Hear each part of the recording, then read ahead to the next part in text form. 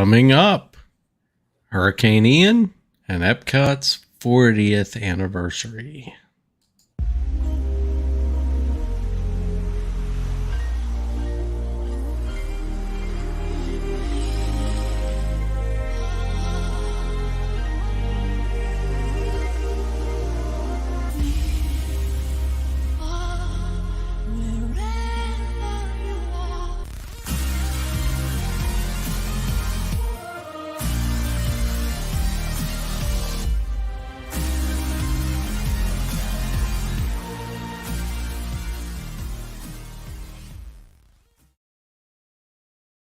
Welcome to the SeeWDW Near and Far podcast, where we explore perspectives of the Walt Disney World Resort from 10 to 1,000 miles away. I am Mike, the far in this equation. And I'm John, the near. All right, we decided to just put together a little short podcast just because of everything that went on this week, and just kind of the way everything evolved for us. So today we're going to discuss what really happened down in Florida in your week, John. It's been quite an eventful week. So, and then we'll talk about our social media stuff and all that like we normally do. But John, how did the week go? Well, I'm going to start out with last Sunday, before anything happened. We decided to go to Halloween Horror Nights because we have the frequent fear passes. And if you remember last week, I had said it was a little frustrating because, parking took 30 minutes to park, and there was just a lot of issues that I had. Well, this time I decided to be proactive and try to make it a better experience. So as soon as my wife got home from work, we immediately went and jumped in the car, and we probably got there around 5:30. It was still a little bit crowded, but it only took about maybe 5 minutes to park instead of 30. So there's a big plus there. And you can see in the picture here is the parking garage from, I think, the 4th floor this time. But I do like that view, though. It's very pretty to see Universal from the parking garages. That looks great.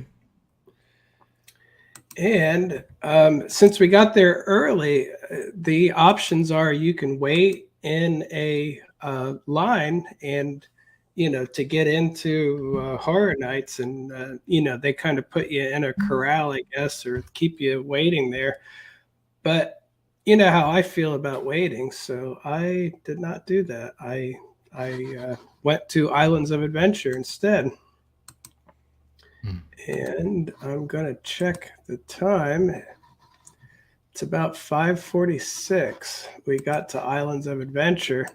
And the fun thing about this is we have Express Pass after 4. So we could literally, I told my wife, let's just pick a ride. We'll go on at least one thing.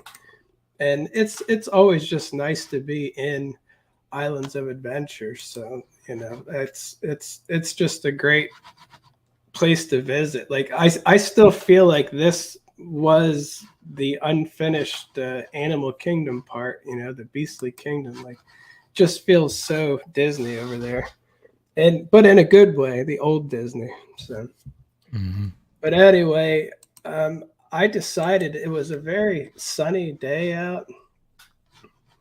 By the way, they're working on fixing the Hulk. I just talked to somebody about that. You know how that was underwater from the hurricane.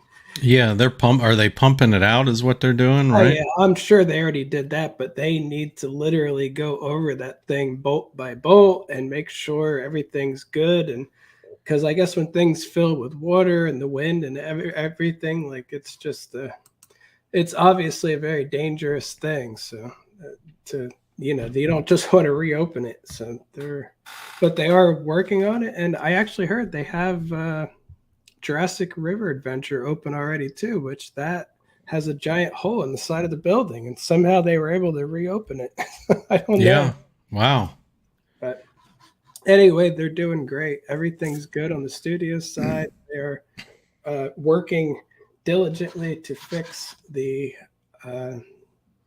Islands of Adventure side. So, but again, the Hulk, I definitely would wait for some other people to ride that first. I'm I not would too. going to jump on that because I heard they're literally checking welds and re-welding things and just it's a big deal to make sure that runs perfectly. It's a pretty major coaster. Yeah. What about Velocicoaster too? Like, wouldn't you think that they'd, that what do you think of that one? I don't think anything happened with it. As far as I know, it was back open and good. So, Okay. and again, I'm going there tonight, so I probably will do the same thing again. Go over to Islands of Adventure for a little bit before Horror Nights. So I'll see tonight. But as far as I know, that is not an issue. But this picture will give you a little idea of what I wanted to do. I was looking up at the beautiful sky and the colors on the High in the Sky trolley train ride. And I usually get outvoted, but this time I convinced my wife that I need to ride this thing. It's been a while. So that's where we went. And it took us 3 minutes and 29 seconds to ride. Wow. This is last Sunday. This is before any hurricane lines or anything. It's just literally that's what it took. And you can see, this was about 6 o'clock. We got on that. And, I always enjoy this ride. And I just wanted to get some new footage with my HDR function on my camera just to add some clarity and stuff. So we did that. Got some good pictures and video there. And by the time we got off that, it was, it was about a little after 6. So we decided to head over to Horror Nights at this point. Yeah, I always like to say, what the heck is that guy? Isn't that the like mayor or whatever of like Whoville or something like that? Yeah, he definitely looks like somebody. I don't know. I don't know what he's doing there, but it's just. Anyway, I got some nice pictures and stuff, but what I wanted to mention was,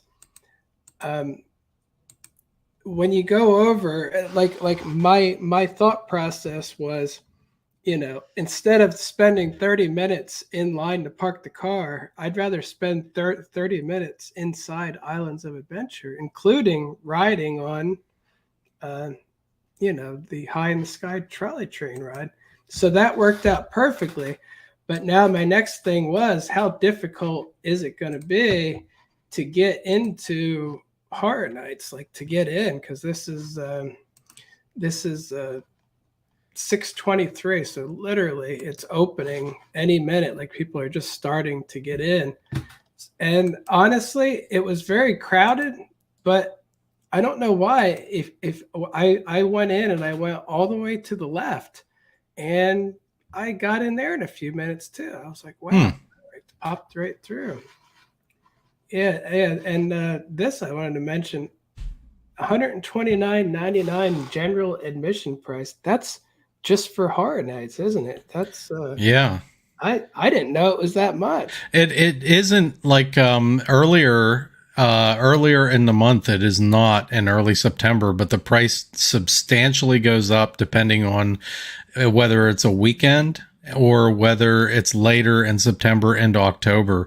So I think that's the maximum price. And I think that because you had it on a Sunday and it was at the end of September, that's why it goes up to that price. Again, I didn't pay that much. I paid like $80 some just general admission, but then I added a bunch of stuff on. But again, that's your maximum price right there for Horror Nights, I believe. And that's what you're going to pay. I think that's what you're going to pay right now for a general admission. I looked over it. In my mind, I thought Horror Nights was like a $50 ticket or something. Oh, no. Like, oh, that's a lot of money. But no, it's like lowest price I think is like $80 some or something like that.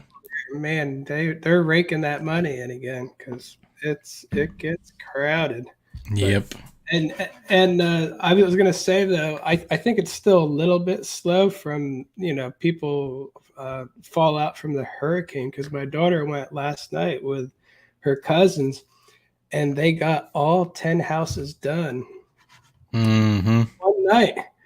And I think they said by 1 a.m. they had 4 more to go, and they were able to do it. And I think they said the last ones they literally ran to the house. Like I think the Bugs was or no, I don't know. One of those back there was the last one, and yeah, they literally had to run to get to it. So Yeah, I think it's Bugs and Descendants of Destruction are the last two back there. The one that they ran through, and they were the only ones in the house. They were the last people. Oh my. But again, they just made it. They literally had to physically run to make it. But they did all 10 houses with no express in one night. So wow. it's Okay. not bad. I'm impressed. I still can't really do that myself. But so we got there, and I decided, this is right after we did our podcast. So I kind of was like, let's do Halloween again, because that was both of our number one picks. So yeah, I ended up doing that. And I actually got a couple of video clips. And yes, you're not allowed to get video clips, but I get my video clips for the reason of making Universal look good, not bad. Yeah. And a lot of people do things where they'll show something in a negative light, and I think that's a big reason that Universal doesn't like people to do that. But like I said, I try to keep it simple and positive and in a good way. Like, for example, I never posted Fast and Furious anything about it, because anything I would say would be bad. Would be completely negative. It's either a lie. Yeah, I mean, there's not much to say about it. I love. I mean, that pumpkin scene that you got and all that. That's great. I actually love this clip that you have up in front of us right now. Go ahead and play that, because I love how you cover that right there. I love that you just kind of followed that, that way. That's a great, just awesome how you framed that and took that. I saw that on one of your social media posts this week, and I just thought, man, that's a great shot. It's so minor, like most people wouldn't even think of it, but for me, I'm like, that's a great shot, because there's so many good views of that roller coaster. And Rip Ride Rocket's one of the most scenic coasters in any park, in my opinion, and just how it weaves around that area, and you can get great shots like that, and you got a perfect shot right there. I just love that. Yeah, I love how quick it looks there, like that. Oh yeah, that angle, it just looks so. I've already gotten it just coming out of there from the other angle and going away, and it's like a 2-second video of just right. And I've got that shot too. I got the shot, and then I've gotten pieces of that as it goes by, but I never got that whole shot that you just got there. There's the there's the wharf house, right?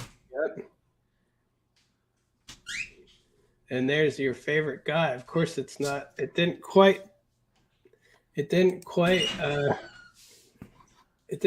focus, but yeah, hey, that's the bartender. Did he yeah, that's right.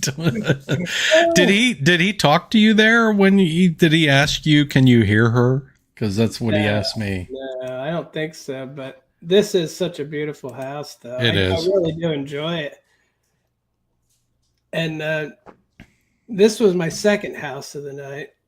So I decided that, we decided to stick kind of to the front, but not really, though, because the third house of the night ended up being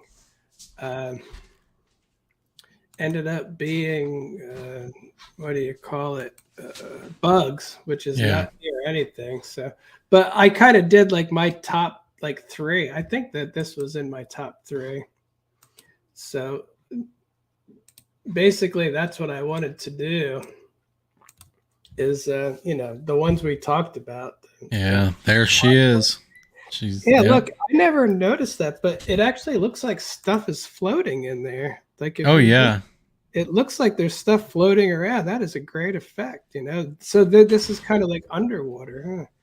Yeah. Yeah, that's exactly what it's How well supposed they to. do it. It makes it feel like you're looking at a sunken ship with a Yeah. person playing a violin on it. That's really good.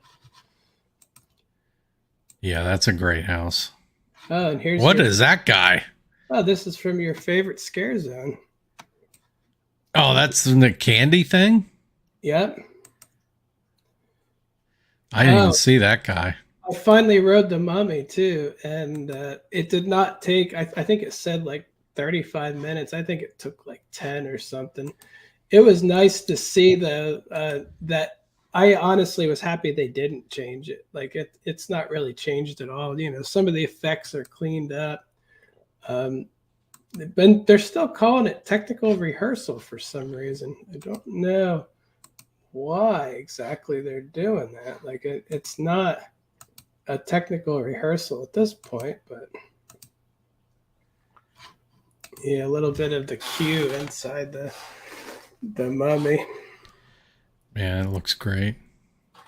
But yeah, this is one of my favorite rides, so I was quite, I was happy that they didn't do a lot of changes. I'm always taking a lot of pictures of Anubis in there. Mm-hmm. It's in a good part of the line where once in a while you can get a good picture like that. That one looks pretty good. Did they change the track at all? Like does it seem smoother or anything or No, it really doesn't. I don't think it felt. I don't.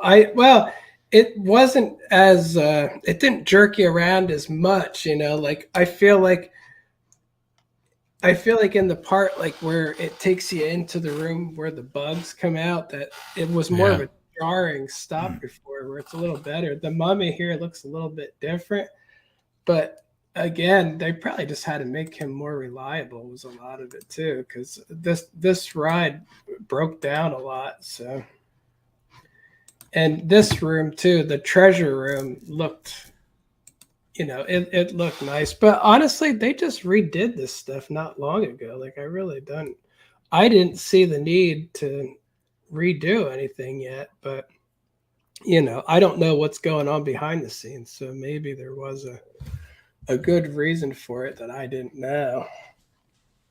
But looks wise, it's all still pretty much the same.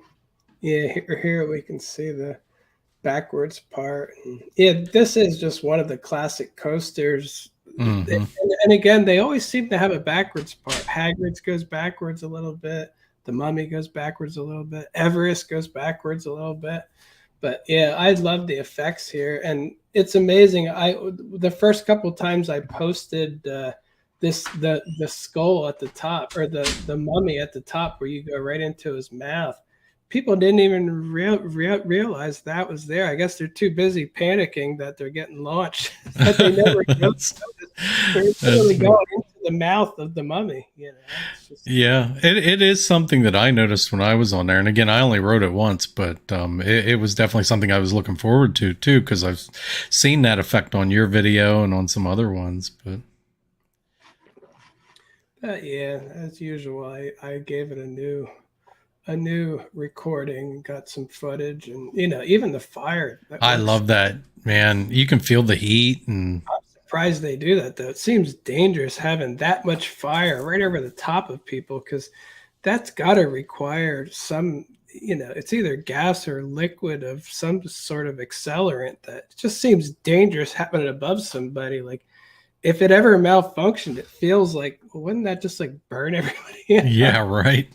I'm sure it wouldn't. I'm sure, obviously, that would be a bit of a nightmare for Universal, so it doesn't work that way. But makes you think that Yeah. could be the case. Yeah, here's your favorite scare zone, and I wanted to show you this interaction. I started liking it more that this time going through, and here's one of the reasons this interaction. Look, they both look at each other, and they did the little slowly I stepped, and then they both hurried away, like That's they knew each cool. other, and then they're like, "Uh oh."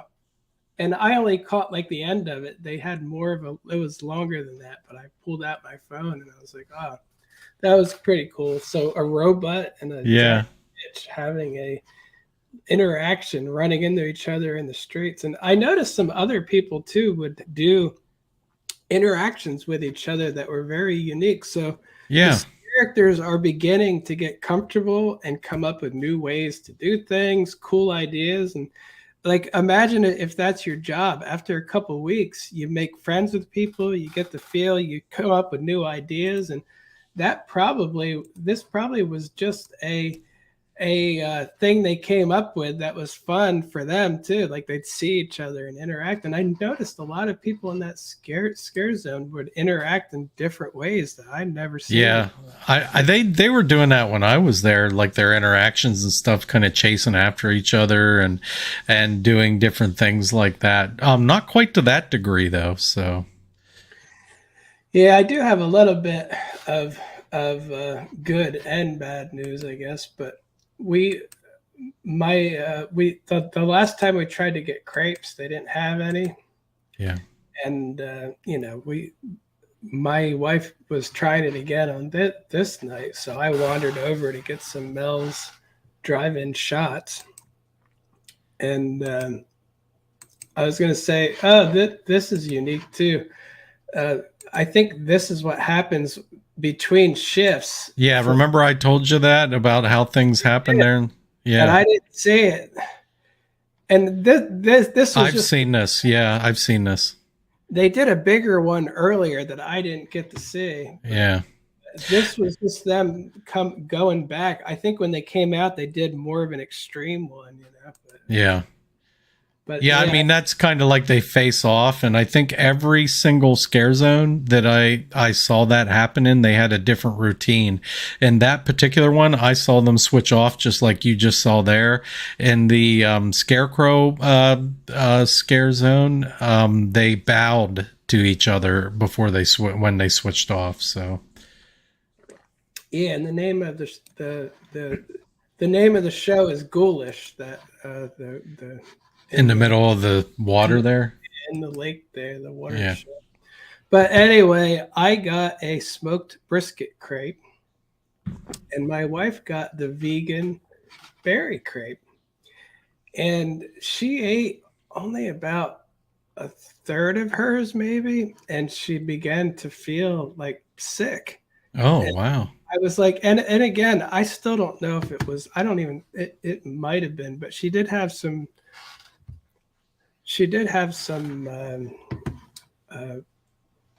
food poisoning symptoms, like very similar symptoms that, but it may or may not have been that. And here's the reason I think it may not have.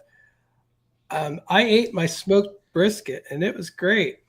She said that hers was too sweet and she just didn't want it. And then she started to feel nauseous and sick. And I'm like, but you know me, I ate hers then too. I said, all right. I figured if she's going to be sick, we'll see. I'll get sick too, I guess. And plus I didn't want to waste it. It's a $10 crepe that's really good. And I was hungry and I'm like, yeah, I'll eat it. So anyway, I ate 3/4 of that and I'm all right. So I don't think it has anything to do with that. I think it might have been, she has a milk and egg allergy. I think they might have used like the wrong whipped cream or something like that, where she ate something she shouldn't have, and it just, it started to affect her. But those ingredients might have had an interaction with each other somewhere along the way. So I mean, yeah, but I ate the whole thing, and there's the crepe that was suspect. But again, I ate 3/4 of that, and I thought it was good. It does look good. But now, because of this, she's like, I don't think I want crepes anymore, which that's bad for me, because if she's not getting crepes, then I probably won't, because I hate waiting in line. So normally when she wants one, I'm like, awesome, get me one too. That's pretty much how I do it. Otherwise, I don't know how often I would. But Anyway, my crepe was great. And I thought hers was pretty good too, but it really didn't agree with her for some reason. So then we went to Bugs, and tonight too, all the Express Pass was working pretty well, So I was happy about that. This one did take a little while, but again, I like it. It's too bad you can't. The sound doesn't work. I love the. I know. I love that music that they're playing. And it has like that alien UFO kind of sound as you're walking up. And I didn't get any clips in here really, not except for just a minute. Here, it said my storage was full just as I walked in, so I didn't get to see much. I think that's inside the Bugs house. That's probably the last piece that I got, and then I was able to delete some stuff. And here's that scarecrow thing on the way out. That's a character there. He walks over and mixes in with the scarecrows. He just stands in front. I didn't even know that. Yeah, I didn't know that guy. I thought he was just a prop. Yeah, scarecrow character. He just stands there like the rest and waits a while till people stop seeing it and then jumps out at you. Huh. But at this point, it's 8:11, and guess who's heading out? There's your guy. You said about that. I like that too. Yeah, I like from the front. It's not as cool. From the side, it just looks so cool. Yeah. To go by. It looks just creepy looking from the side. But I think this scare zone is just good though. Like, yeah, I think it is good. Yeah. Especially, I love the characters are so good in there, and they're doing different things, and I like that one too. There was the sisters. There they are. Yeah, see, right after we had our thing, yeah, I went and found all the stuff you're talking about somehow. Like yeah. I don't know what they were doing here, but they eventually walk somewhere and they try and lead you somewhere, and I think they do all kinds of weird stuff. Yeah, it looks like it. They always hang in that area, though. And there's the guy who's sometimes get you. Yeah, Gargoyle. I think he came out after me one time. But honestly, I stopped. Of course, I had to take a quick look at the Pumpkin Lord. People are nuts, though. There's literally people like bowing down to him. I'm like, my God, they're worshiping the Satan Pumpkin Lord. These people are really in need of something. I'm like, my goodness. I don't know if I caught that on film or not. I was gonna, see, I think I was gonna, and then they stopped. I was gonna show, there's people, a bunch of people standing in front, just like bowing down to him. I saw a little bit of that whenever we were there too. Like I saw some people doing that stuff. I was just like, that's kind of weird. I don't know, but I guess it's all in fun. But I mean, it was kind of weird. Would have had a heart attack. They would have been like, oh my gosh, yeah. My goodness, you can't do that. But again, it's just weird though. Oh yeah, this is in the parking garage. Somebody had a Friday the 13th Jeep camp council. Look at that. Yeah, that's really cool. That was really cool. I just had a quick picture of it, but that's a really cool. I never saw something like that. But yeah, by the time I got there, it was pretty late. But it takes between 8:11 and 8:30. It literally takes like almost like 25 minutes to walk from the back of the park all the way out. So it's a quick one, it's not a quick one. Universal's a bigger park than it feels like. So no, I was gonna say, I guess the next thing we can talk about is the hurricane. Yeah, and I mean, so that really had an effect on the way you do things, of course, this week, and of course, the way everyone does things down there. And, but I mean, obviously, you made out a lot better than a lot of people did. And, Southwest on the coast there. And, God bless those people. The things Yeah. that they've gone through, it's horrible.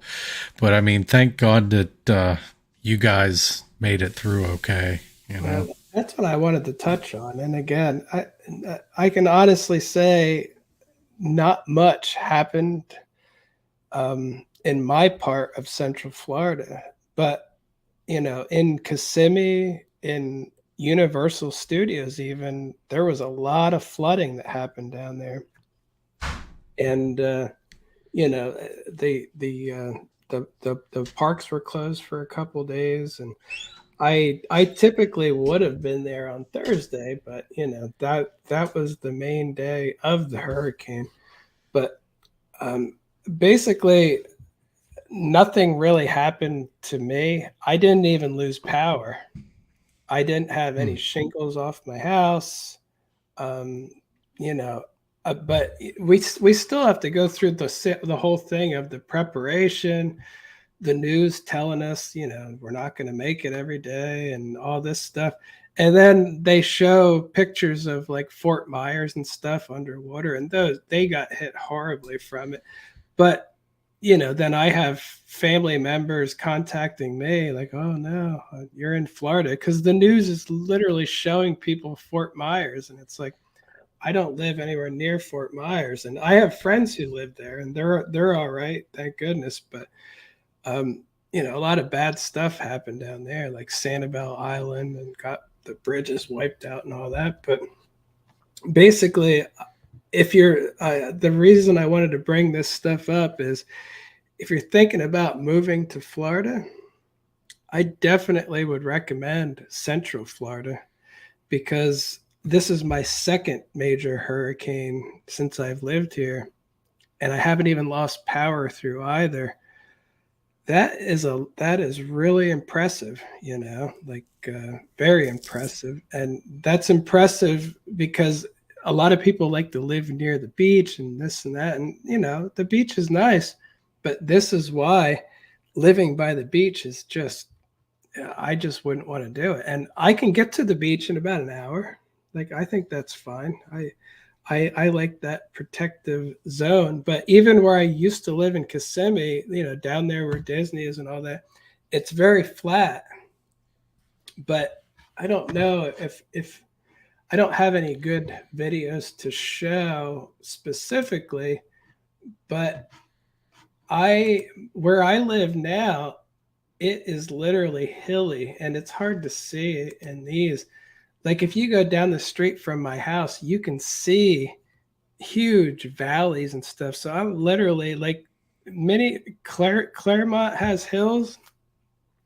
I feel like Mineola has even more. So the thing about it is, again, if you're thinking about moving to Florida, I would consider Claremont, Mineola area, mainly because even from this picture, this is my house. You can see there's hills in my front yard. Like my house is on top. Like this is already like another 10 feet. It's like for Florida, that is a lot of space. And as far as flooding goes, almost everybody in Florida would be gone before it would affect me. Like Mm-hmm. I'd be among the last of a handful of houses sitting in what would look like the ocean, I guess, if a tidal wave came or something. So again, I know a tidal wave is probably not coming or anything, but if you're thinking about moving to Florida, this reminder only comes around every so many years. As cool as it is to live right next to Disney or whatever, this is a good reason to choose another place. There's my ghost. We made So, them from what do you call it? Michael's craft store. We got like some foam balls and some lights and things, and they're handmade ghosts, but they look pretty mm. cool. But anyway, as far as the hurricane goes, we had to prepare. We had a friend come up from the Tampa area and stay with us with his dog too, because it was supposed to hit him directly, and it was my daughter's friend, and his mom was out of town, and so yeah, we had some house guests. But again, nothing happened to us, and yeah, if you ever want to move to Florida, I highly recommend uh, finding the hilly part in the middle near where I live, Claremont or Mineola. Just there's another reason for it. It's a little bit further from Disney, but again, even Disney's prone to flooding. It's just flat down there. Do you think that I mean, it's weird that you have hills there. Do you think that's where they took all the landfill and stuff from Disney when they were doing all that? Big for that. Is it? This is literally like I driving up here, like when you come near my house, you go over a big hill, and as you're coming down, you can see valleys and farms up on hills, and it is way too big to be man-made. Like I don't know why there's hills here exactly. I'm sure somebody does, but it's it feels very Pennsylvania-like. And like I said, as far as water goes, nothing's impossible. But like I said, if the water made it to me, I don't think it's going to matter anymore. I'm going to be one of millions drowned. Yeah. So, so anyway, the hurricane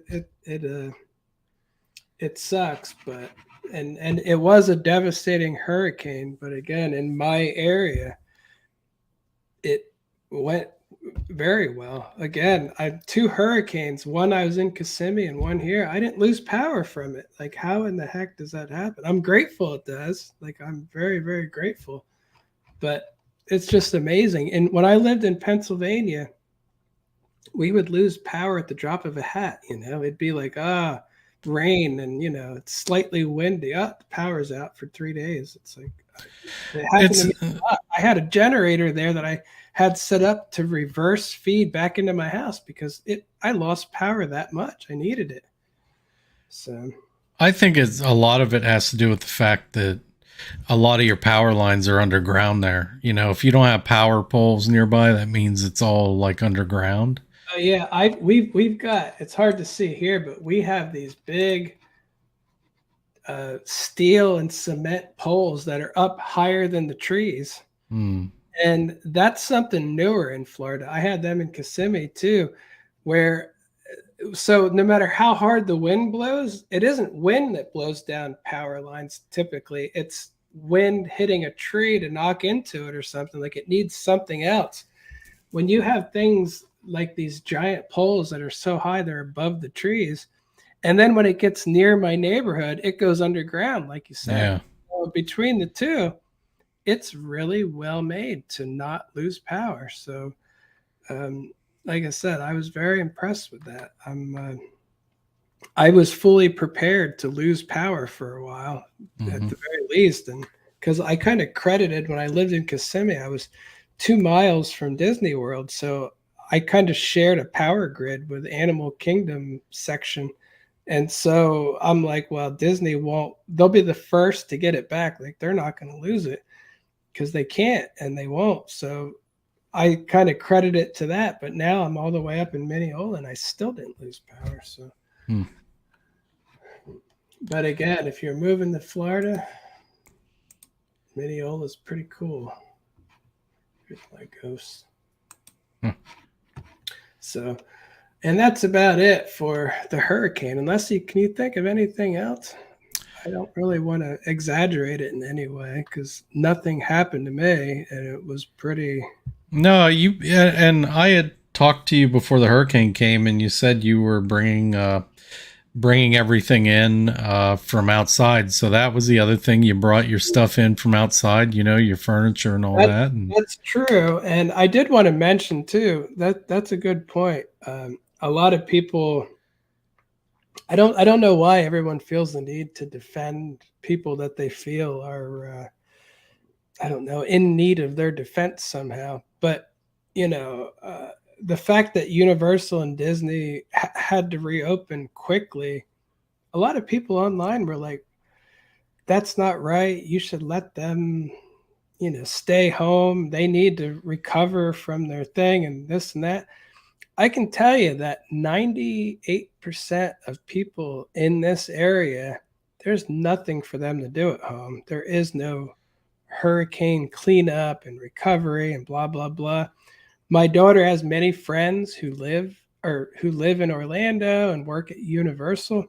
Most of them live in an apartment, and a lot of them were without power for some reason. Like in the city, they still turn the power goes out. I have no idea why, but anyway, they actually would rather go back to work because guess what? A lot of them aren't going to get paid if they're not just going to pay people to stay home. And here's the thing too. If you lived like in the Tampa area and your house was bad, the theme parks, like especially Universal, they're going to let you stay home. They'll be like, that's fine. Do what you need to do. But they're not going to close the whole park just in case they might have a handful of people who need to do something. That would be devastating for their business. That would be bad for customers. Like imagine all the people who were there or booked or whatever. And even my wife went back to work Friday and she's like, I want to go back to work, like she literally, you don't want to just like use everything you can to not work. And a lot of these people project onto other people what they would want, I guess, it's like that mentality of, well, just assume the worst and let everyone have off indefinitely. And it's like, it's just not a good way to do things. And speaking of that, nobody showed up for garbage on Friday at my house. The mailman didn't show up. And I know the mailman used to be neither rain nor sleet nor snow. You know what I mean? They had like a motto that nothing stops them. I assumed that they didn't do it because they assumed debris or flooding or something, but they really should be more specific because in my area, none of that happened. Friday was sunny, blue skies. There's no debris anywhere, no roads blocked. And again, I don't understand that stuff exactly. Like there's probably more to it, but unfortunately, like for the garbage men, they can't have any time off without paying for it later because garbage keeps coming. Even like Christmas, they can have Christmas off, but they're going to have to work a Saturday before that to catch up. It's not the kind of job that you take off and it doesn't matter. So the mailman, I honestly don't care because who gets mail anyway that even matters. But I just thought it was funny though that the mailman used to show up no matter what. When I was a kid, the mailman's showing up. Now it's like, day off, But again, nobody mail anyway. But I just wanted to point out that 98% of us at least, and I say us because I didn't need any time off for the storm. It took me a couple hours to take things in that could blow around, and then it took me a couple hours to put things back. But again, I didn't need days. I didn't have any days off work because I work remotely and my power was on, so my internet was on. I worked Wednesday, Thursday, Friday. I worked right through it because I really didn't have the option. Well, I guess I could have lied and said, "Oh, my power's out. I need a week off to recover." It's like, but I'm honest to a fault, so I can tell you that I looked around my area and nobody was doing anything in particular that's any different. So I will say, from what I saw with Disney, like Disney actually asked some of their cast members to come work at the hotels, and they housed them, and I think they housed some of their family members too, if they, wanted that. And at the Contemporary in particular, like they fed them, they paid them for the amount of time that they stayed at the hotel. So not only did they house them, but they also paid them for every hour they spent in that hotel. my wife worked for Disney during Irma and she signed up for that. But they didn't take her because she was pretty new at the time. And I guess they literally, the employees want that. Like you said, they're getting paid 24 hours a day. They're ready. Right. that's like a huge cash bonus time. And so everyone says these poor cast members, why did they make them do all this? And it's like, that's part of when your job is monotonous and you work at Disney, that's actually exciting. You're going to go in and Yeah. do something brand new and be part and help people and get through. And you know what they said too, like people are like, how do they clean it up so quick? They used to have, this is years ago, right after a hurricane, it would be all hands on deck. Everybody who could come in comes in, and they all clean everything up and make it look like it never happened. Like everybody can come in and work and get the whole park look like they're. I think they said, this is like 20 years ago or whatever.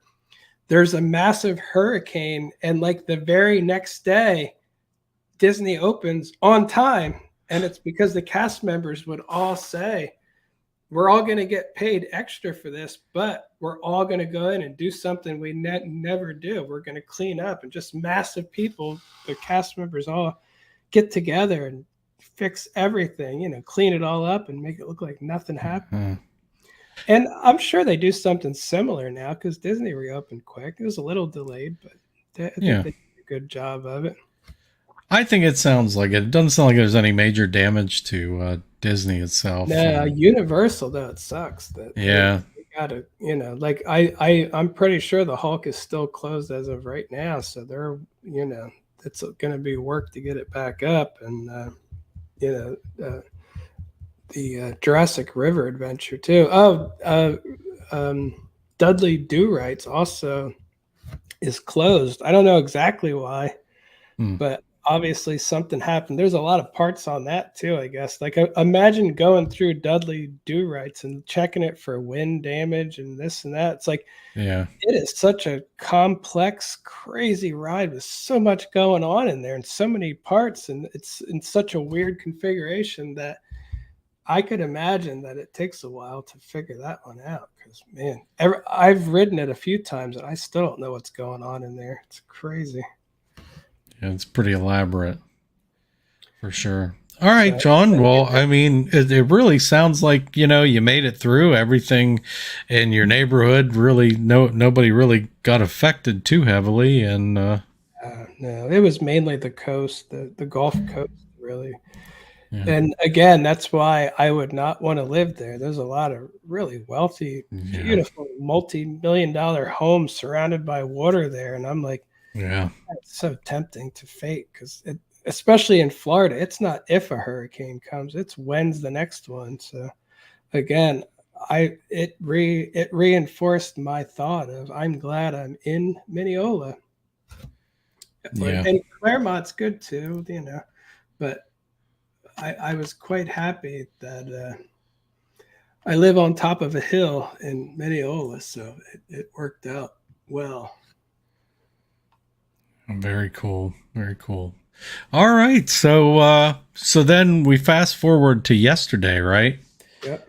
And you went to Epcot's 40th anniversary. How did that go?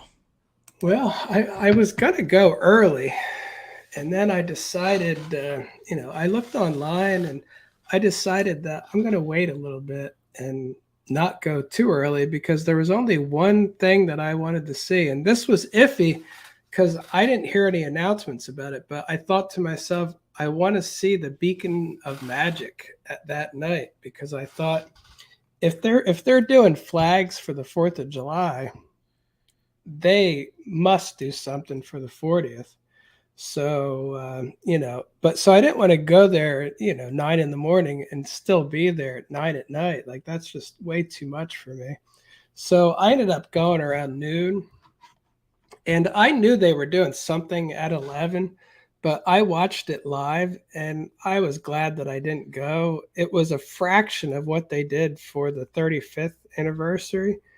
At the 35th, they did a big presentation on the Fountain of Nations stage, and yeah, it was pretty good, and room for anybody who wanted to go too. Like, everyone could watch it, and I thought it was a nice presentation. They handed out pins and things like that. The merchandise was great. Like I thought that was pretty decent one. Oh, and they had a awesome tag at the end of Illuminations that night too. Like it looked like the entire sky was exploding. Like I remember watching it, and I recorded it, but the recording can't do it justice. Everything in my field of vision was exploding, and I'm like, my goodness, that was the coolest fireworks tag I've ever seen put on something.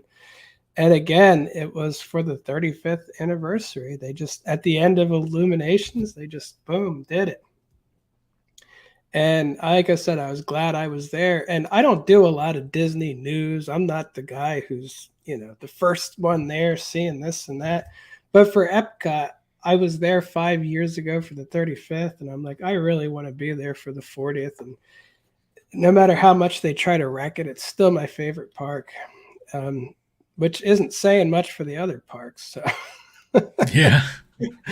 There's a big hole in the middle of this park, but it's still, and for me, it's the same thing, John. Same thing. I mean, even with the construction zone, it is back to being my favorite park. Well, and you can't hear it, but when I got there, let's see, I got there around 12:30. The first thing I noticed in the entry area and in front of Spaceship Earth, they were playing 1982 Epcot entrance music, which that was just something. Everybody loved that so much. And it made me think too, do they not notice how much people love the old Epcot music? Like if people love it that much, is there a reason to change it? It's like, I know they change a lot of stuff for the sake of synergy with movies and things like that, but this isn't that because they just used other generic Epcot like music. That's what they made. But new stuff, it's like. But anyway, people really love that. And they painted these poles too. They did this stuff quick. Like last time I was here not long ago, and none of this stuff. There was no Epcot 40 anything, and today it was around a lot. And this is going to be permanent, though. I assume they're going to leave all this stuff up for the whole year. So I like that design. It's pretty. Yeah, me too. So I got there around 12:30. But I did want to mention they did a small show at the, I think it was 37 minutes at the American Gardens Theater at 11 o'clock. They did Mariachi Cobra, which I really like. But they do that all the time. That's pretty much standard. Like that's where they did during, I guess 2020. I don't think I'm allowed to say the name, or YouTube will put notifications all over, I think. But anyway, in 2020-ish, around that time, Mariachi Cobra and Voices of Liberty just performed at the American Gardens Theater, to provide some distance there. And so that's what happened yesterday. Mariachi Cobra did some stuff. They did talk about some of their group who was there for the entire 40 years. And then some of their group started from a group that was actually in Disneyland, and very interesting. Like they were the most interesting part. So they did some stuff. And then Voices of Liberty sang some songs. And then the president of Epcot, I think, came out, which is a lady I never heard of. I don't even remember her name, but I never saw or heard her before. I had no idea. And again, she didn't really say a lot. She was just like, yeah, we all like Epcot. And I think she said, yeah, now we're going to get the statue of Walt Disney. And I'm like, really? That's what you're talking about here? I'm like, this is just so weird. Anyway, it was very uneventful. Then they played Walt Disney talking about Epcot, that same thing that they use all over the place. Like Disney uses it heavily. And that gets you a little emotional. Then they play a little Horizons music I think Voices of Liberty sang Horizons, and I've never even rode Horizons, and it still gets me choked up just to hear it. It's such a positive song. It just feels so Epcot, it's just so great. But again, that's smart for them to do. But again, that was pretty much it. 37 minutes. They did two performances that they pretty much do all the time, but they just added a little bit of classic Epcot. And then they had a bunch of merchandise and cupcakes and food you could buy. And that was oh, and there is a map too that says 40th on it, but there's a million of them. They're probably going to be there all year. I don't think that's special. And on the way out, they give you one of these posters, which it's cool. I like this poster. Yeah. It's not too elaborate though. It's a pretty basic one, but it's so that's what you got with that. And yeah, what was I going to say? There's not a lot else happened until nighttime. So I'm going to go on with my day here. Yeah, here's the 40th commemorative guide map. And you can't hear it, but it's playing the universe of energy right there as I'm walking up, which is so nice. Like, I really do appreciate that.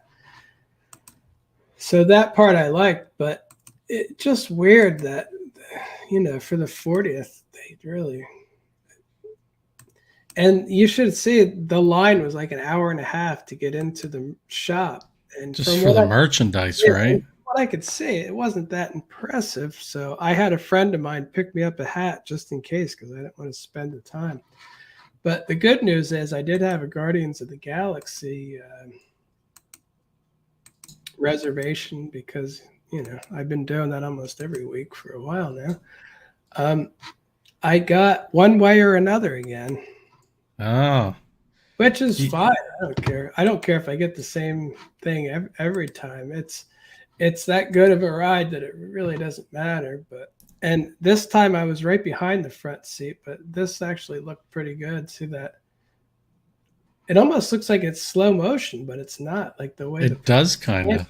The way the person's hand was moving, it's like it's not the same. Anyway, Guardians was excellent, and whatever criticisms I may have about Imagineering and recent projects, I always bring up. They did an awesome job with Guardians, and I cannot deny it. Yeah, this was part of the line. Let's see if we can see that a little better. This was Epcot 40 pins. And honestly, by the time I got in there, I didn't even see any of these. I think I only saw, I think this one here, the one that just says Epcot 40 and the thing around it. So I did get this one, and I don't even understand when I go in there. Like, I don't even know how to get the pass holder one. There was a pass holder section, but it was crowded, and I don't know what was going on over there. And it was just confusing. But yeah, this is pretty cool. I didn't even notice this. Horizons. It looks like a tombstone, though, huh? Yeah, it does. That's sad. And there's the Dreamfinder. Oh my gosh, it does, doesn't it? They do. Yeah, close that tombstone up. He's gone. It's like so. Oh my gosh, it does. I wish I would have got the Horizon one, but by the time I got in, I didn't see that anywhere, and all I saw was these. So, in my guess is Horizons probably got bought up pretty quick. That'd be my guess. That'd be my guess too. Because I know I would buy it, but so anyway, I got like one of these pins. So. Oh, very cool. But it's something, right? And what is that? Was that like you didn't walk backstage, did you? You didn't sneak backstage. I was doing a TikTok video, so yeah. You had to open it up quick and like jump in behind the scenes, right?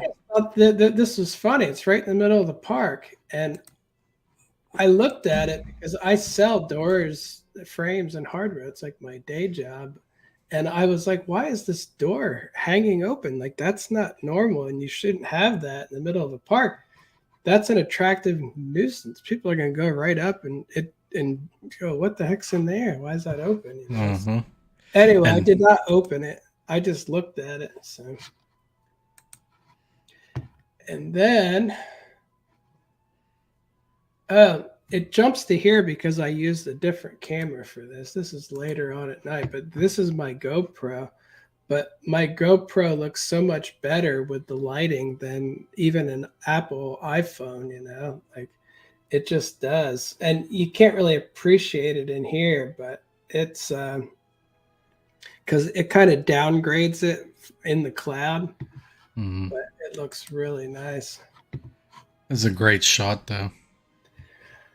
So yeah, we actually went and it was kind of crowded, but I was just hanging out with some other people. So we went and rode the monorail just to get a shot of the construction. And I guess because of the amount of vloggers there or whatever, there was a lot of people that were just staying on the monorail. Usually I'm the only one when I go on there. Half the thing didn't even get off when it got to the Magic Kingdom and rode it back. The one couple went both ways and they were still sitting there to go again. And I don't know. I think there may be people who just sit on the monorail now and ride it. But anyway, to each their own, I guess. But I did catch some of the Epcot construction. And I have to say, Moana, The Journey of Water, I think it's looking pretty good. You'll see it as you come out after these trees here. You can see the green and the greenery begin to be added to it. You can see it there. See the greenery? Yeah, okay. Starting to look more like Hawaii, you know, like the coloring and texture of the rocks and the greenery. And I wanted to say, this thing in the back here, I thought it was just a pile of dirt, and it might be, but it also looks like something cool. Like, I don't know what that is. It could be a pile of dirt, or it could be, it seems very circular, though, almost like it's on purpose. So, but we'll see. Yeah. It's probably just a pile of dirt, but it looked cool with the rest of the stuff. Oh, here, too, see these, like, lamp things, or maybe they're going to be water spouts, or who knows. I thought that was pretty interesting too. Like, I don't know what they are exactly, but they were pretty cool looking. They almost look like street lamps, and you know, and yeah.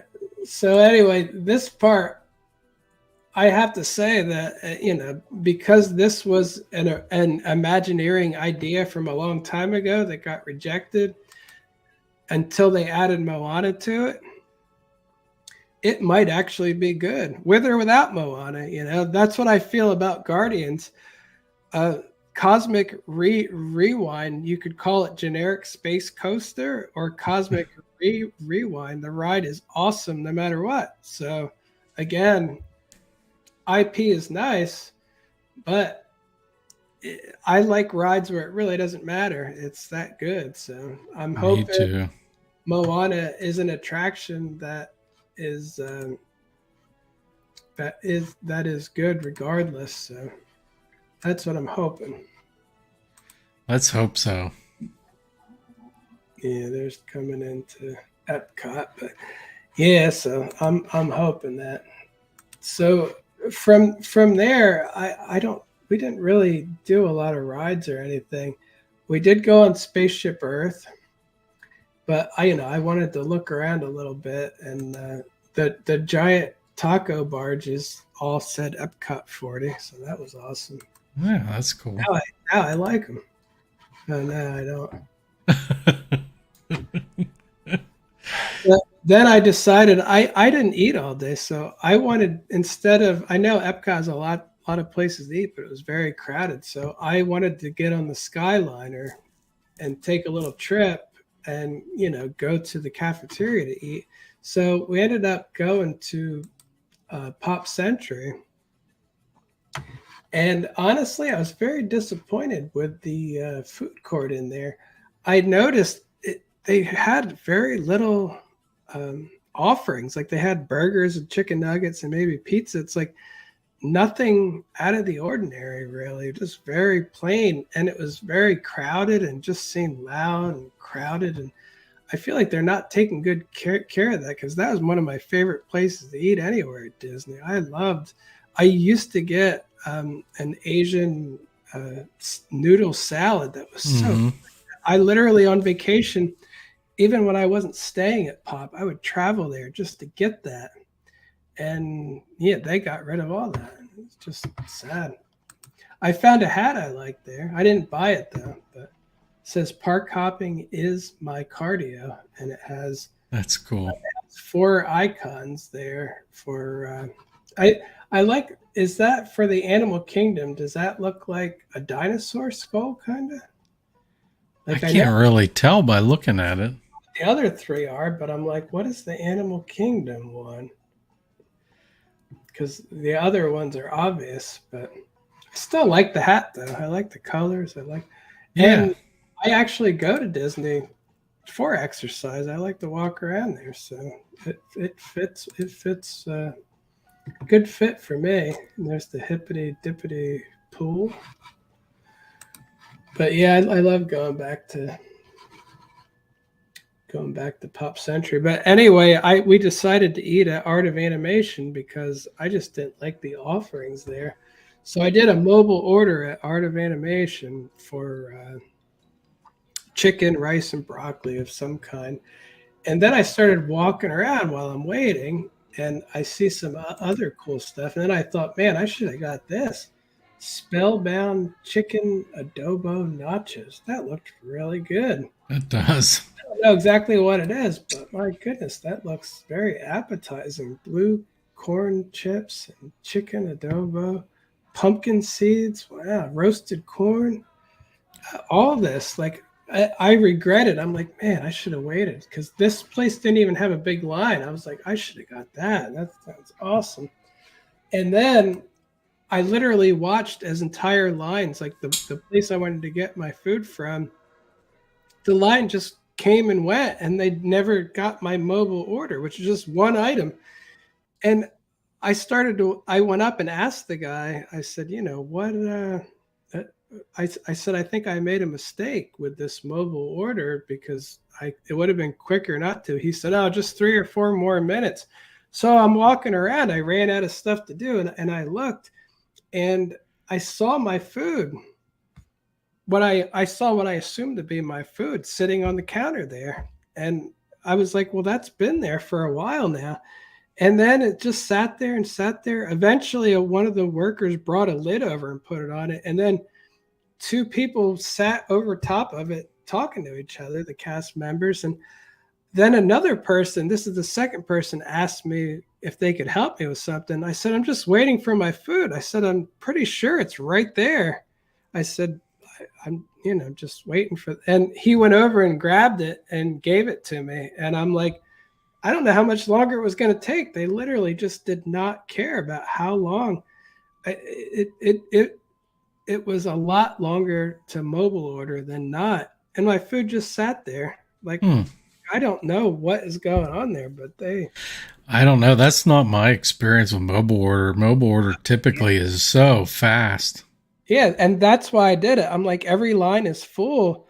I can just go click, I'm here, and they'll probably have it right up. And no, it literally was just sitting there. And again, that drives me nuts that I can see my food, and I can see people not caring, just ignoring it, talking, standing over it. Like, I'm like, I could literally see with my eyes the reason that it was not efficient, because I shouldn't say everybody. Some of the people there didn't care. Like the guy that I asked the second time, he just got it. He probably was like, oh, here we are again. Because I wasn't the only one. There was other people going up asking, I'm just checking to see, do you have my order? It's been a long time. Like, what's going on? Because when you're sitting there so long that lines of people come and go from the actual waiting part, it's like, well, something's broken here. I should have just gotten that line. But anyway, my biggest regret is this spellbound chicken sure did sound great. Once I saw that, I'm like, I'm sure it's not as good as when this picture, but All this stuff sounds really good, though. It does look good. Lime cream, ghostly pepper salsa, cheese sauce. That just crazy. Like I've never had anything like that, and it just looks very appealing. It might have been terrible, but I sure would have been happy to give that a try. If I get back over there before Halloween, I might have to go try that. I don't know why. Something about that just. Well, it looks good. It looks like it has a good variety of ingredients in it. Yeah, I love the pictures they have on this. Somebody was saying they actually change out the pictures on that light post occasionally. I'm not familiar enough to know that, but very interesting though. Like this one, I don't even know what that is. That's pretty cool looking though. Yeah. Great looking one. But anyway, at this point, we're running late, and the people I was with were eating kind of slow. And I basically said, I was like, man, I'm ready to run out the door because I'm going to miss my beacons of magic at this point. But I didn't. I sat there and I said, this is why I don't have any friends. Because I told them that I'm like that exact thought is why I don't really have any friends. Because I'd be like, see you later. I'm not missing beacons of magic. So anyway, I did wait for them.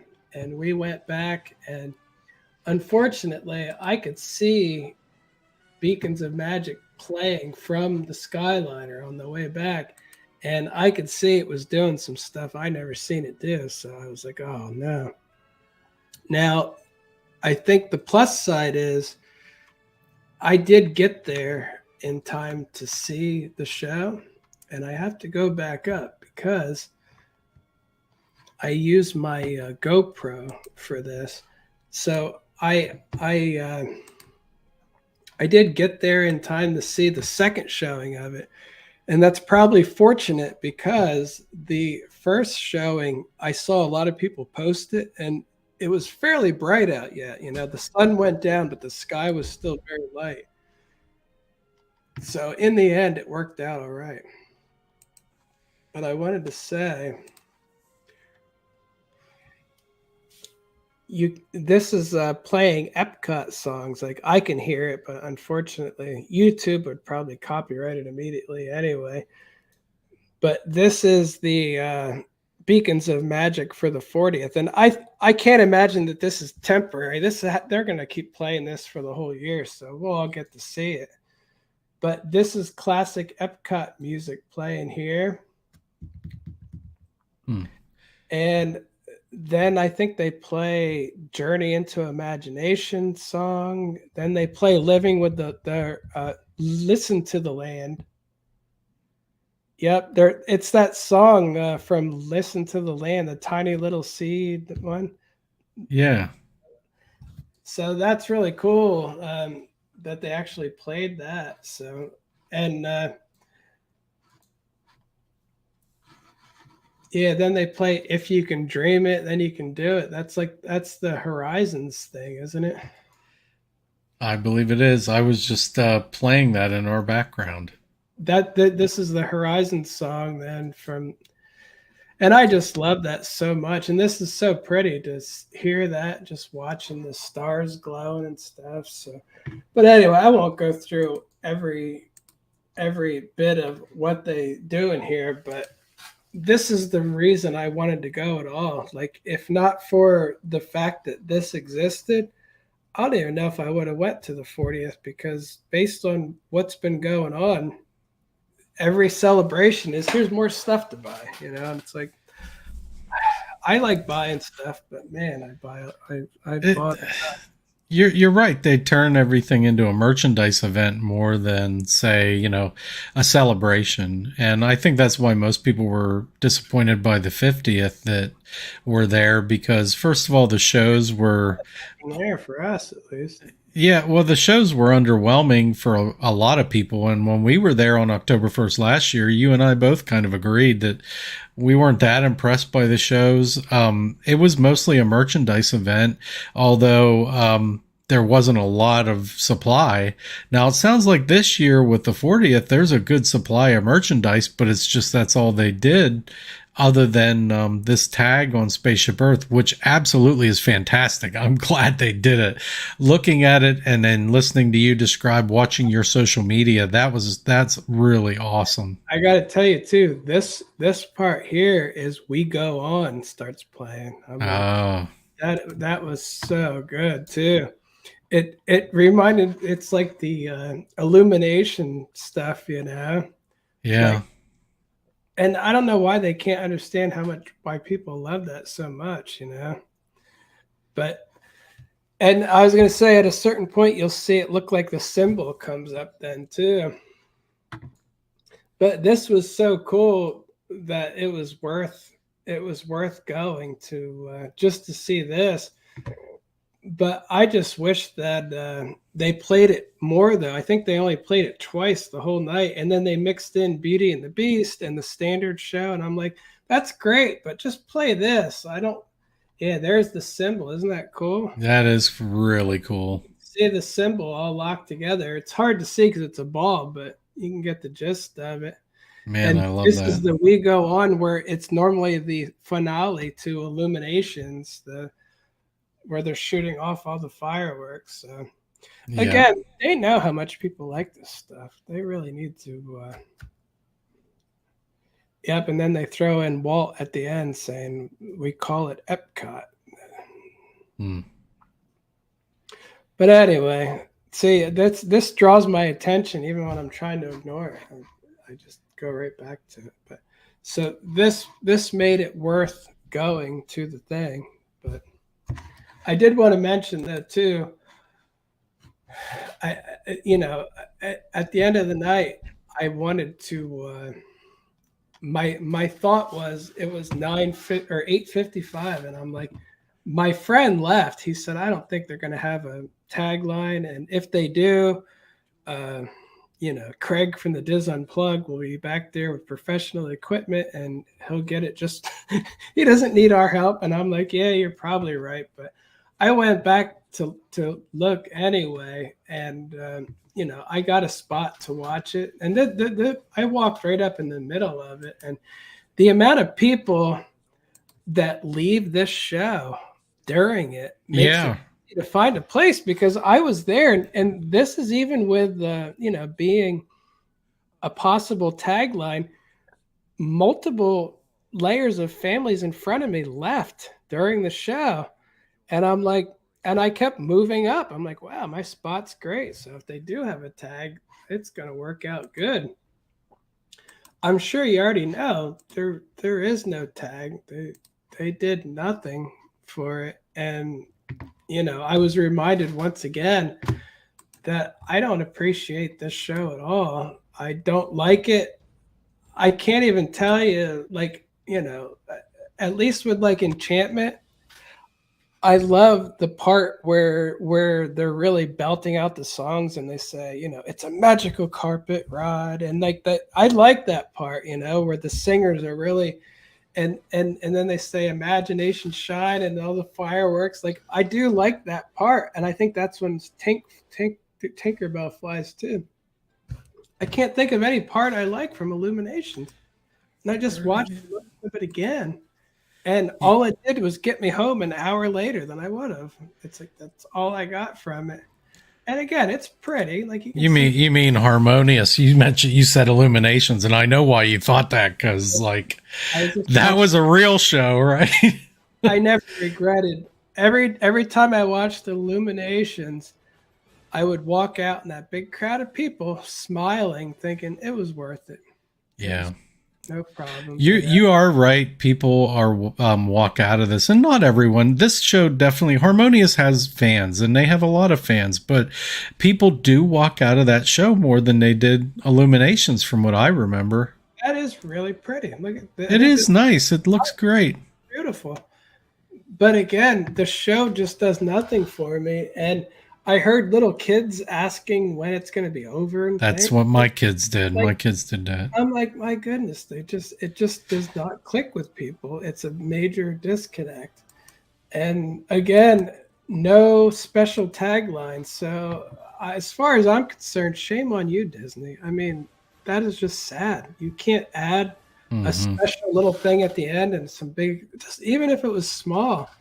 They did such an amazing job for the 35th and for the 40th. They're just like, want to buy some stuff? It's like, It's a missed opportunity for them. and here's the crowd walking out. And again, I've been in this crowd many, many times with Illumination, even Epcot Forever, and I don't regret it at all. But this time I did. I'm like, now I got to get back to my car, and I'm gonna get home an hour later. By the time I get through this, I would have been much happier if I left at 9 o'clock, jumped in my car, home by 9:30. Instead, I was home by almost 11 because I watched a fireworks show I don't even like. Now I gotta tell you, like from all the merchandise I saw that came out of the event, I haven't seen this one that you have on the screen. It is Figment with Dreamfinder's hat and the symbols of the rides and thing, or the symbols of the the lands or whatever maybe. But in any case, I actually like that shirt a lot. Remarkably enough, it's very simple. It's line drawn. I don't know that it even matters, but I thought it was a women's shirt. It But probably is, but I mean, I again, like that shirt. we're getting to the point where they'll just design them for anybody. So, Yeah, but I mean, don't get me wrong. Like a lot of the merchandise I saw coming out of this event, didn't seem that impressive. Although the hat that you picked up is awesome because it's dated and it's event specific, and I really love that. But yeah, I guess I might as well mention when we get to this part. That's what I got. This hat here. yeah, I think that looks great. Got one for me and one for you. Mhm. And it has Epcot 40 on the back. The only thing I don't like about it is it's white, but I guess it's more of a collector's hat because, you know, my hats get dirty.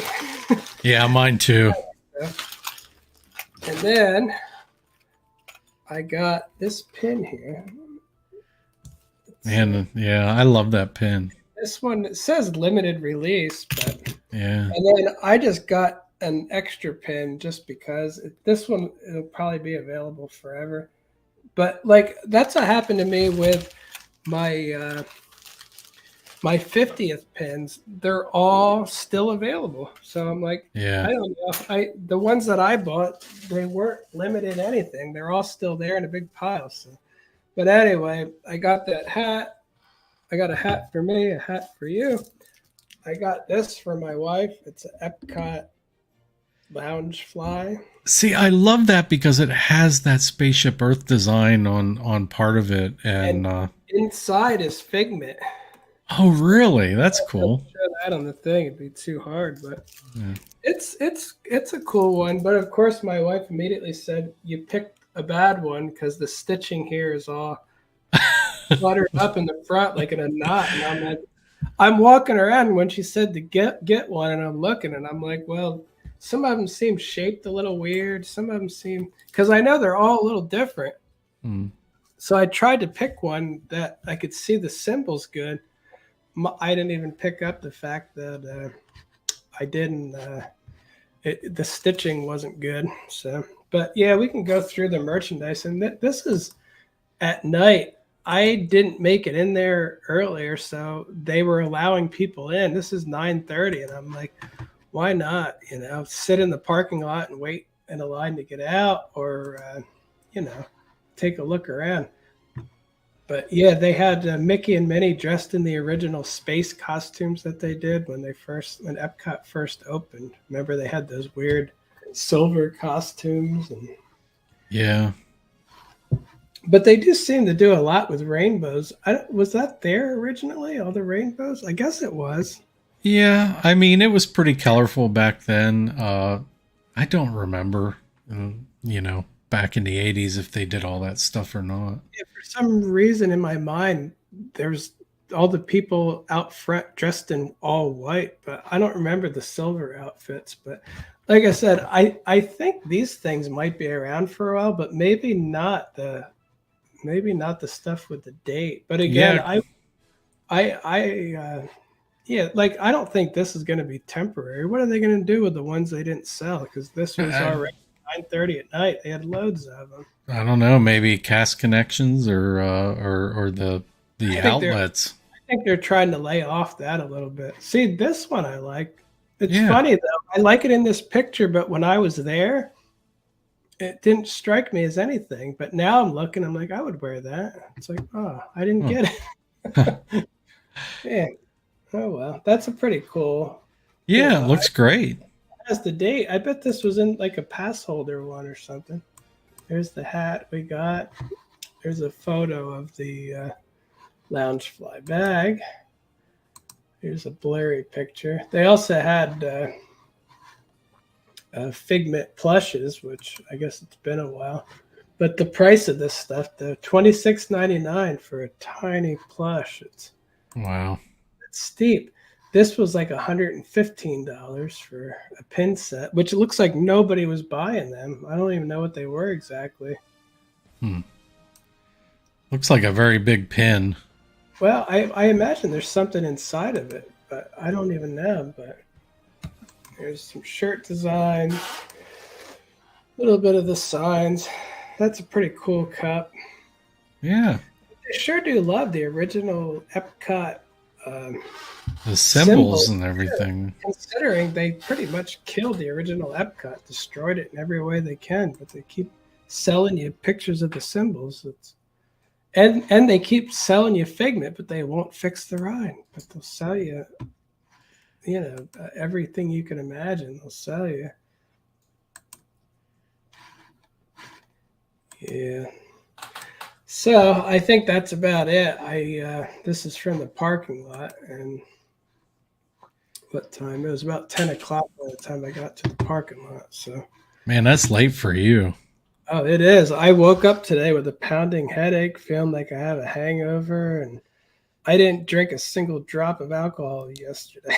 I wake up sick. Like I just don't like being, and I'm like you too, where when I get home, I can't just go to sleep. Oh, yeah. Going to be hours before I can unwind enough to actually go to sleep. So, what time I finally fell asleep, I don't know, but I'm sure it was very late.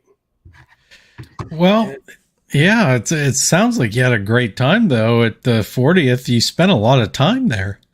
yeah, for me, it's an awful lot of time, and like I said, I don't regret going.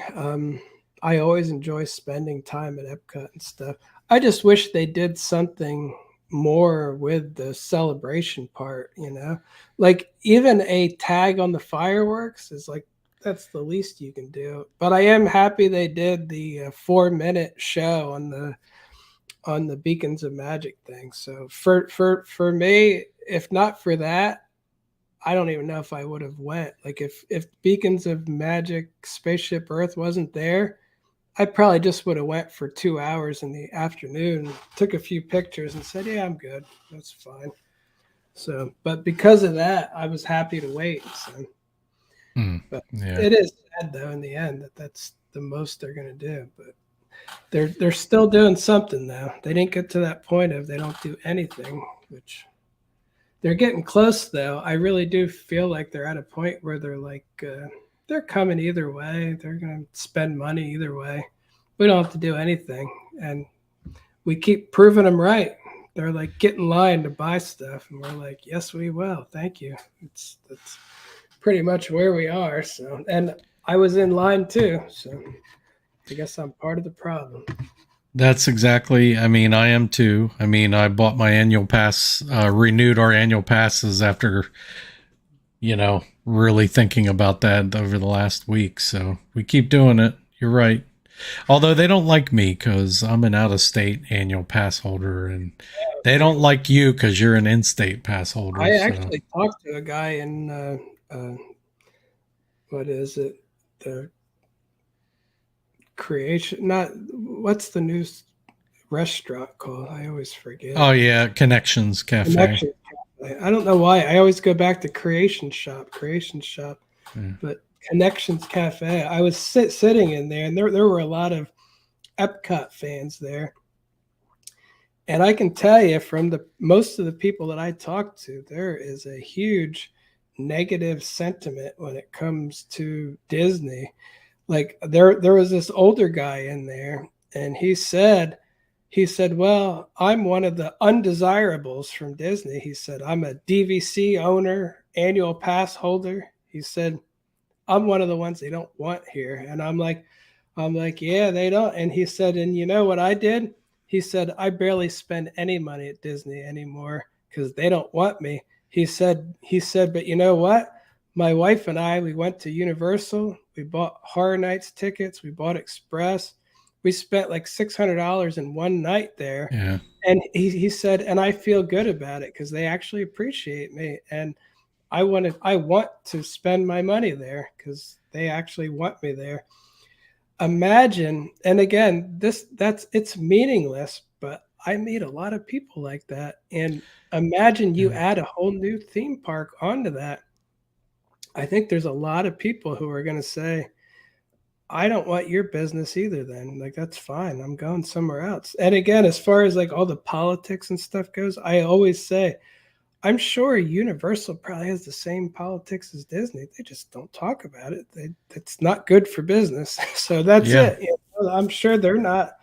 I'm sure Universal is not run by conservative Republicans or something. That's like, no, it's probably the same basic people that are running Disney, just a little smarter. That's all. I can tell you they're owned by Comcast. I know exactly who's running them because I have a close relative that's involved with them. And they do have a woke mentality and do certain social things. But you know what they don't do, John? They don't put it out there as a marketing thing. They do it because they feel like the things that they do are just for corporate, it's the right thing they feel to do. So if Yeah, you do that and you feel that way as a company and you actually do it, then you do it and you don't say, "Hey, look at me. I hired this type of person or that type of yeah. person." I Disney just does that. They do that. They say they're going to do it and then they feature it on their social media and on their stuff. And you're right, people are starting to wake up to that realization, these types of things, that Disney is doing. It's negative and people aren't happy about it. Disney does the same in their movies and TV anymore too. But you don't have to treat some people bad in order to treat other people better. Treat everybody good. That's what they're doing with what they call the legacy guests, the people who go to Disney for their whole life. They're like, well, we don't Yeah. really like them anymore, so they need to be insulted and treated poorly so we can help the. It's like it just makes no sense. But that guy Yeah. yesterday, I think this is the first time I heard a random guy that's saying he's like I'm undesirable. So he's like an older guy. So he probably heard Chapek at like the stockholder meeting or whatever talk about this stuff, and he immediately took offense. He's like, "Yeah, I'm undesirable." He's like, so there's people actively trying not to spend as much money there. So we'll see. Yeah. I on Horror Nights, I went there, I stayed at their hotel, and I did Horror Nights with Express Pass. I spent a lot more money over there than I did, than we did collectively at the Mickey party at Disney, and I feel better about that than what we got out of the Mickey party. So it tells you Yeah. what you need to see there. Yeah, and for people who think I'm crazy too, people who work there will tell you the same thing. I remember years ago, Craig from the Diz talked about it on their podcast about he worked for Disney, he worked for Universal, and he loved working for Universal, and it felt like family, and it felt very positive. Disney did not feel that way. So just something to. It isn't just one thing. There's a lot of it. So Yep, I get that. All right, John. So, how did your social media for the week go? uh, it's been weird. I'm capped out again for my Universal hit 100,000 probably more than a week ago now, and it never went past. But here's the weird thing. I think it sorry. I think it actually may have surpassed it, but the count has been really weird lately. It's said for 2 days now that I have 100,888, and it's just stuck there. And meanwhile, I'll be seeing things about you had this person followed you and that person, and you have new followers, and you had 83 new followers, and but it gets stuck. And the same has happened with my Disney account. It says 103,478. That's for a couple of days now. And then yesterday it said it dropped like 170 for a while. And then I checked it later on and it went back. And I'm like, I have no idea what the heck is going on. There's something going on with Instagram and counts. But I mean, so I have almost 101,000 followers, which I think may be 101 because yesterday it flashed at 101 at one point and then went back. And so I don't know what they're doing. It's just it's very weird. But I wanted to mention something. Yesterday, I was with a friend who has like 20 some thousand followers on Instagram, and I have like 103,000 on my Disney Instagram.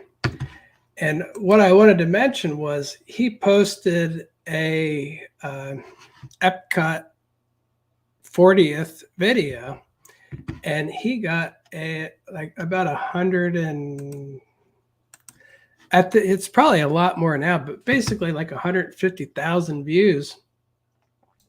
And I'm friends with him, and we joke about it and stuff. And so I'm like, I'm gonna make one with the same sound, similar. And I basically was joking, saying I'm gonna steal the whole thing from you. But anyway, I made mine different, but with my own clips. But I did use the same sound.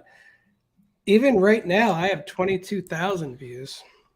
And that's after an entire day. And what my point is, a very, very similar video from very, very similar accounts. Like we have fairly similar accounts too. The person with over 100,000 has much less reach, and that's been pretty consistent. Like only a small fraction of my followers are going to see most of my stuff. And with him, it'll be featured. If Epcot is trending, he'll be on the For You page for people who like Disney. I won't be. And again, I really hope this changes soon. And for me, it's not a competition with him and I, but it's just disturbing because it seems the exact opposite of reality. If you have 20 some thousand followers and you get 20 some thousand views, that's really good. That's like, wow, that's a great statistic.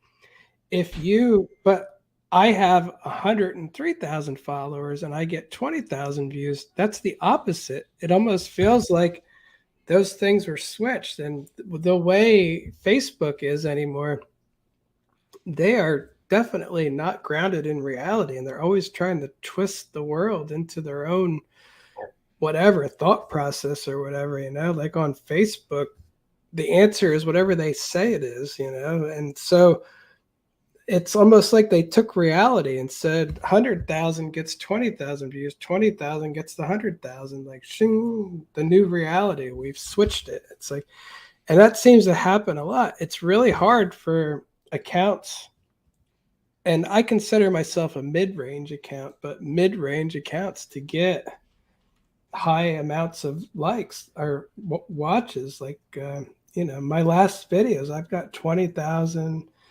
30,000, 40,000, and that's great. But again, if I had 20,000 followers, would I be getting 200,000 views? It's like, I don't know. And Instagram still loves big accounts, like if you're like Disney Food Blog, you're going to do great. And they love small accounts, and now it's the guys in the middle. So We'll have to see. I always say, am I gonna? It's like Disney's.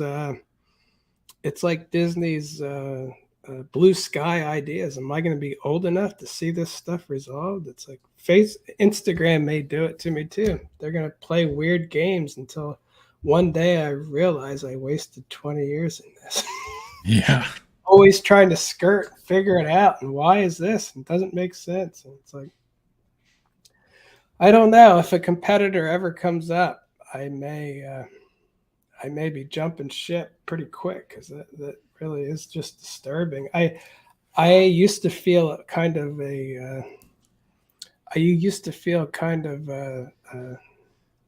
loyalty to Instagram, but they definitely don't have it for me. So I think if something better came along, I would throw them in the garbage too, just like they do to everybody else.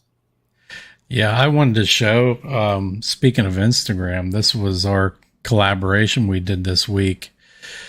And the one thing I'll say is it definitely made a difference on my account because you're, sharing, between our accounts. If you look at my numbers of views on Reels and then look at the one that I did, with you, it's like almost 21,000, which is really high for me. I know that's not a lot for you, but for me, that's huge. But I didn't get a lot of follows out of it. So everything that you're saying, it kind of ties into that, right? I mean, you're right there. I don't know what it is about Reels. You just can't land followers, right? Well, yeah, I do think so. You're supposed to be able to, though. But again, I'm still convinced that you could do something. It just, if you had a plan, I think you could turn it around. But I was going to say the people that I helped a little while ago, I won't mention their name, but I actually helped a smaller account. They had 3,000 followers and they were stagnant and their following was going down. I gave them advice. They followed most of it, and then I posted to their account for 2 months, and it kind of turned it around, and it got it to the point where instead of dying, it was on the upward trajectory, and it stayed there. Like I checked the other day, they're up to like I don't help them anymore. I only did it for 2 months. They're up to like 7,000 followers, and they keep growing fast. But it's like the momentum kicked in.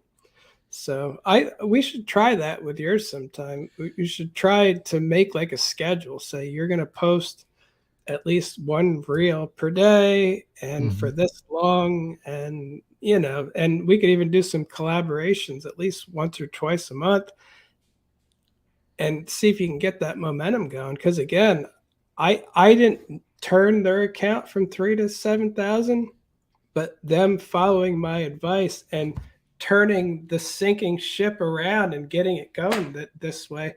Like some of my reels on here's a good example too. I've done a reel on their account. I think it's up to like almost 300,000 views at this point. I did one just like it on my account. All my videos, mind you, mine never made it past like 50. It just won't. But theirs is 300. It just keeps skyrocketing up. Wow. So it's kind of telling that when I work with a smaller account, I can get some. I would get some mediocre success, meaning a couple thousand views, small, and then all of a sudden a big hit. I don't get any of those big hits on I have 100,000 followers. I can get a small hit, like a little bump, but an account with 3,000 followers has a better shot than I do at having anything like pop. Like nothing of mine's going to pop, and that's just the way it is. And again, I think that's because no matter how good my stuff is, it's not going to go on the share or the For You page. It just isn't. So, and I don't know how to fix that. I just don't. Yeah, not sure. Yeah, it's their algorithm. All right, John. Well, how can they find you online? I did want to mention one. Oh, okay. All right. Yeah. me see. Oh, that is mine up there. I was going to say. Yeah, that's yours. My TikTok, I decided instead of just talking about this, like I should just have these pages ready just to get a glimpse of it. I never look at TikTok online, but I was going to say I'm up to 67,000 followers, still at 2.3 million likes, but I always mention that is an impressive number for It is. For a guy with 67,000 followers. It's very impressive. So, yeah, that's been doing good. And a strategy I've been using recently is like, here's the journey of water. When I make that video, I made one for Instagram, I made one for TikTok, and I made one for YouTube Shorts. They're not the same video. They're the same source. So they're going to be cut a little different. TikTok and Instagram have different music in the background. YouTube has no music in the background. But they're not all the same video. They're all cut from the same video. So I take the same big video, change the size, and by not having the exact video anywhere too, they'll never think it's a repurposed or stolen or anything, because they can think that with your own videos. Facebook accused me of being an aggregator because I posted similar reels to what I posted on my Instagram account, but they're both my accounts and they're not reposted. I made new videos with new sound and everything. And again, when people actually do steal my stuff, which by the way, I found some other sites in Portuguese that are using my stuff with no credit at all. I even commented on one. I said, and I can't be mean or YouTube will go after me. I said, please don't use my videos without credit. That's all I said. They probably deleted the comment, but literally I can have stuff stolen from me. But if I use the same source for my own videos, Facebook knows that somehow. I'm like, man, they're just broken there. So yeah, on Facebook, my reels were doing pretty good for Universal, and all of a sudden they went from like 500 to 1,000 views each to like 20 views, and they're doing it on purpose because I'm using bad source material and this and that. Like they're basically saying I'm stealing stuff, and it's like, man, they never cared when anyone steals from me. And I literally make every video in that too. I create a reel, pull up the source video, adjust it, add sound. It's like, I'm not just putting up another video. I'm not taking something from TikTok. I don't even scrub there's an app to scrub the TikTok symbol out of videos so you can reuse them without remaking them. I don't even do that. I do it the hard way because I don't want them to think it's not original. But still, here we are. They still are like, nope. It's and again, they don't even let you dispute it. They dictate what it is. I actually think that they may look at my personal account, which is linked with all these, and I don't think they like me. They're probably like, you don't like or dislike the right things. So it wouldn't surprise me. Yeah, you don't think Facebook would hold something against you, do you? Nah, no.